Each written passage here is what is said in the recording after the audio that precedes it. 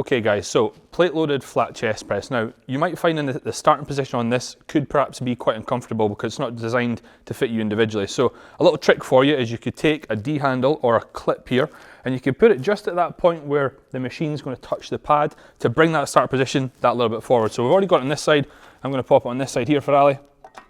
Now, a couple of things to think about before he gets going. What a lot of people will do is they'll just push without any thought process of what's going on. But what we're trying to target obviously is Ali's chest. So he's got to get in that start position there.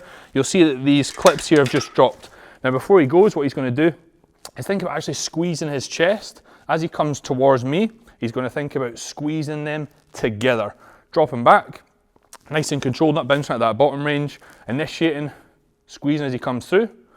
At the same time, you might find he's going to be driving his shoulder blades into that back bench just to give him a bit more stability. Drop back for me, just keep repping out.